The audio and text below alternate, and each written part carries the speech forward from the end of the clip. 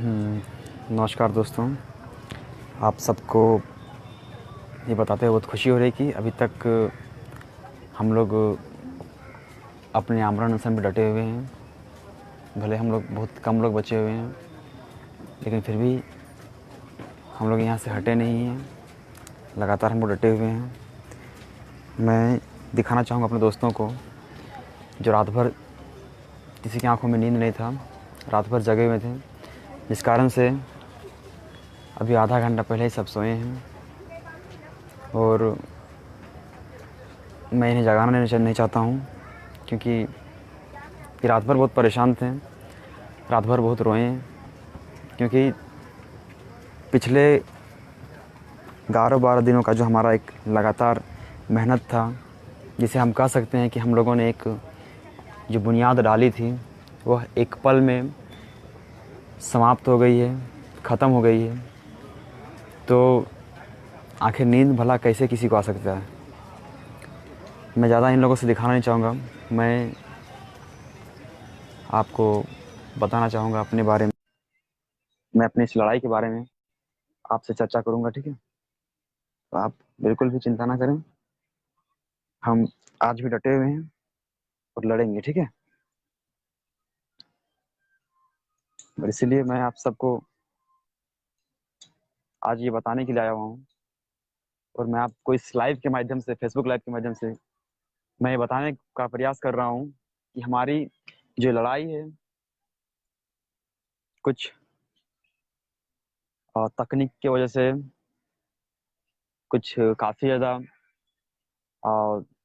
धोखेबाजी कर सकते हैं, या फिर कह सकते हैं कि कुछ ज़्यादा ही भरोसा के कारण ये लड़ाई थोड़ा सा कमज़ोर पड़ गई। और मेरी सबसे बड़ी भूल जो मैं आप सबसे साझा करना चाहता हूँ, क्योंकि इस भूल को अगर मैं आपसे साझा नहीं करूँगा तो मैं कभी अपने आप से भी नजरें नहीं मिला पाऊंगा, क्योंकि लगातार मैं इस भूल के पश्चाताप में जी रहा हूँ। मेरे से गलती हुई कि जो 5 सदस्यों वाली टीम थी, जब मैं हॉस्पिटल में था उसी समय गठित हो गई थी, और मैंने बाकियों पे काफ़ी ज़्यादा भरोसा कर लिया, और इस कारण से मैं इस टीम में शामिल नहीं हो पाया। और मेरा शामिल ना होना ही कहीं ना कहीं इस बात को सांकेतिक करती है कि हमारा आंदोलन वहीं पर असफल हुआ। क्योंकि जिस तरह से हमारे मित्रों ने बातों को सामने रखा हमारे सामने, मुझे कहीं ना कहीं डर सा लगा था, और डाउट भी लगा था, संदेह भी आया था कि कुछ ना कुछ गलत हो रहा है। क्योंकि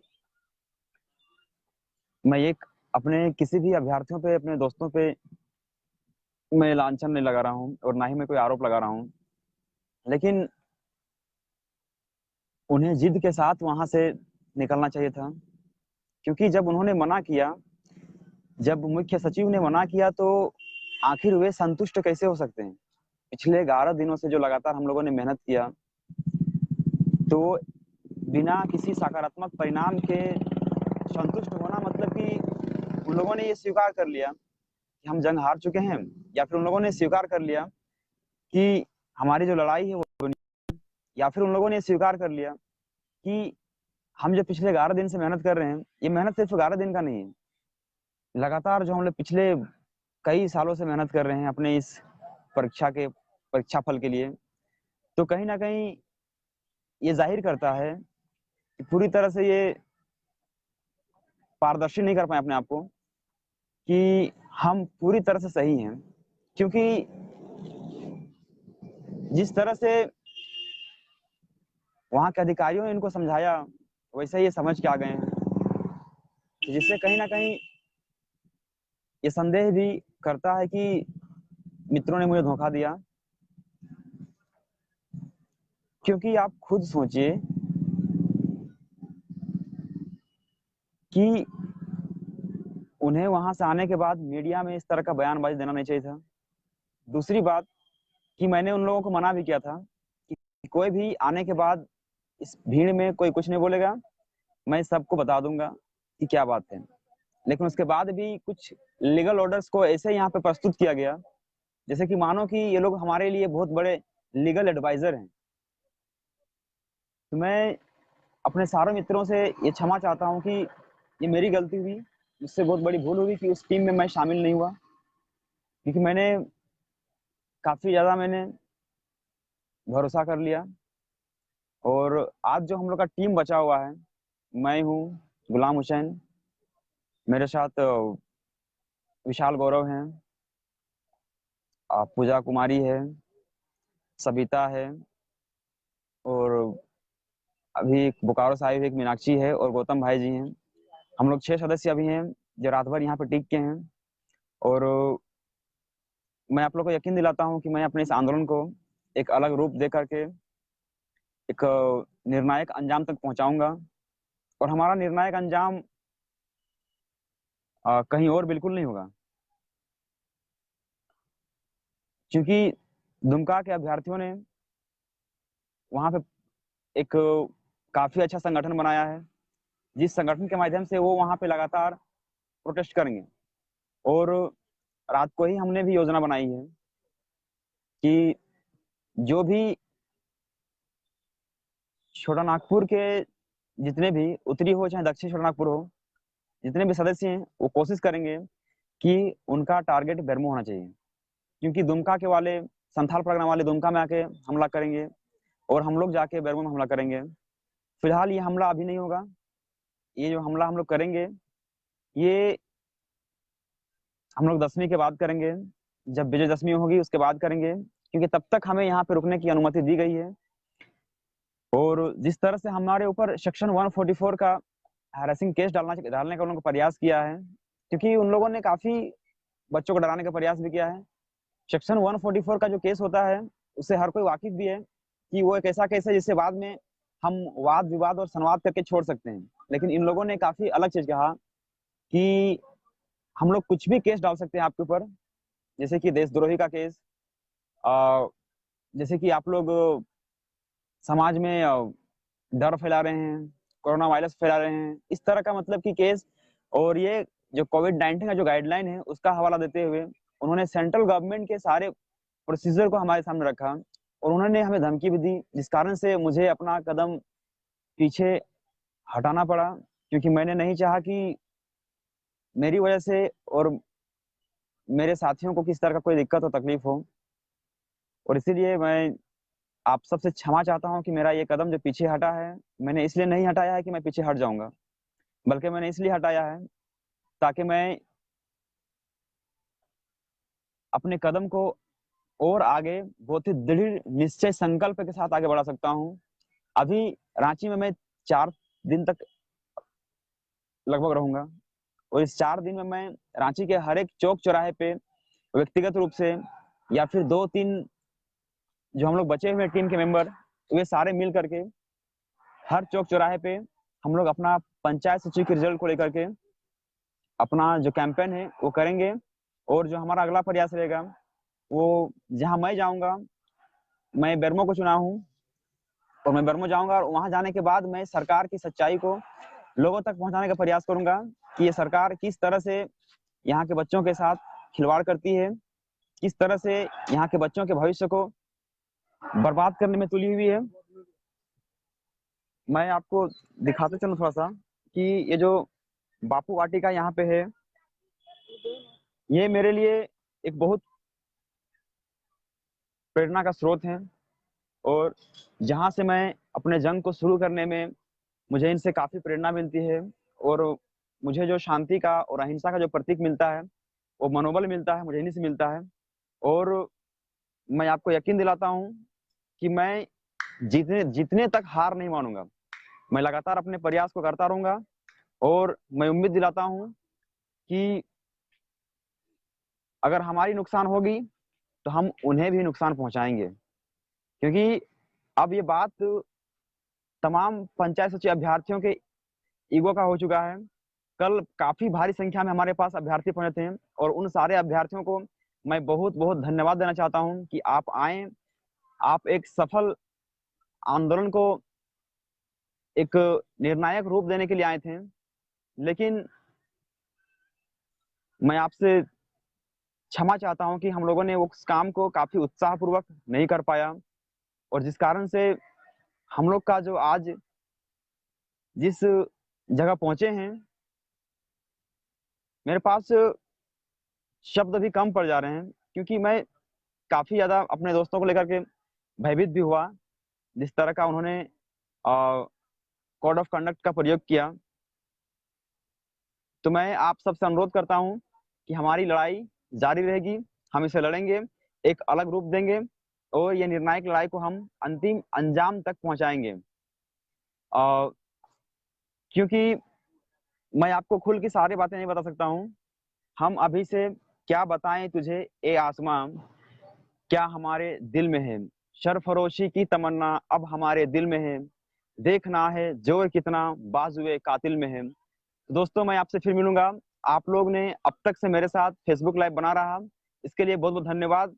और मैं आपको बताना चाहूंगा कि शायद मैं जिस तरह का काम कर रहा हूँ ये खतरों से भरा है, क्योंकि मैं सीधे तौर पे और प्रत्यक्ष रूप से मैं सरकार को चुनौती दे रहा हूँ, और इस बीच में मुझे कुछ भी हो सकता है, और मुझे उसकी परवाह नहीं है। लेकिन मैं अपने साथियों को ये आश्वस्त करना चाहता हूँ कि मैं उन्हें कुछ नहीं होने दूंगा, और इसीलिए धारा जो लगाया गया है 144 का, वो केवल रांची में है, बेरमो में बिल्कुल नहीं है। और इसीलिए आप साथीगण से अनुरोध है कि बेरमो में टीम बनाया जाए, एक मजबूत टीम बनाया जाए, ताकि हम मजबूती रूप से लड़ सकें। क्योंकि मैं बताना चाहता हूँ कि जिस तरह से वहां के सचिव का जो मानसिक रवैया देखा गया, वो इस बात को स्पष्ट कर रहा था कि वो पूरी तरह से चाह रहा है कि हमारी जो बहाली है वो किसी तरह से कैंसिल की जाए। और इसीलिए मैं बताना चाहूंगा कि पिछले 4 सालों से जो आपका इंतजार है परीक्षा फल का, वो कहीं बेकार ना हो जाए। और इसीलिए आपको उनके इलेक्शन से पहले ही प्रेशर बनाना पड़ेगा, क्योंकि कांग्रेस ने हमें ठगने का प्रयास किया है। और इसीलिए अब हमारी लड़ाई कांग्रेस के साथ भी मजबूती से लड़नी है। कांग्रेस ने हमें इस तरह से ठगा है कि उनके सारे एमएलए और जितने विधायक हैं, उनके जितने प्रतिनिधि बन के हमारे पास आए हैं, सब लोगों ने हमें ठगने का प्रयास किया है, और सब लोगों ने हमें ये कहने का प्रयास किया कि हम लोग कमेटी गठन कर रहे हैं, जिसमें यह निर्णय लिया जाएगा कि आप लोगों के रिजल्ट कब पब्लिश किया जाए। और इस तरह के लुभावने बातें बना बना के हमें ठगने का प्रयास किया।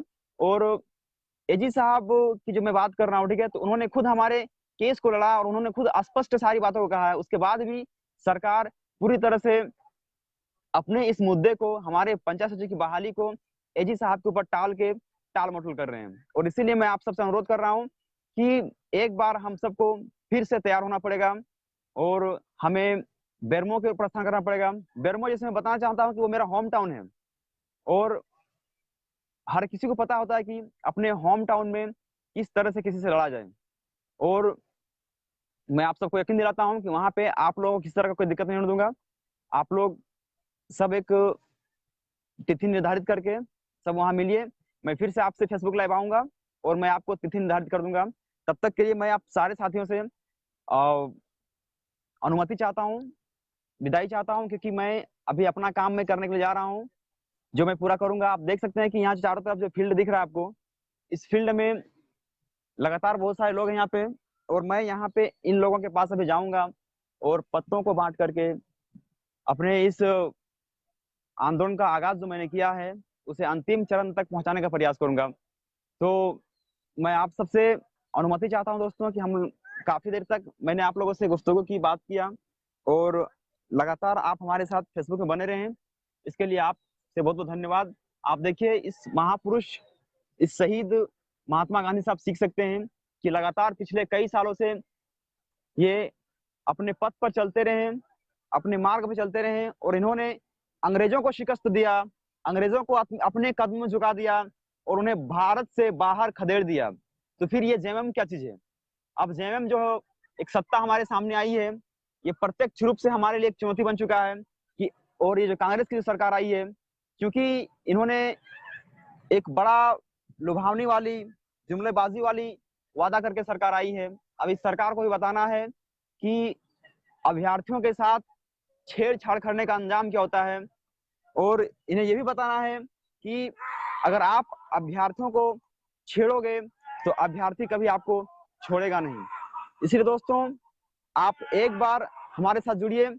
मैं अपने इस मेरे अंदर जितना ऊर्जा है ना, मैं अपने इस ऊर्जा को और बनाऊंगा और बरकरार रखूंगा, और लगातार मैं इस जंग को जीतने का प्रयास करूंगा।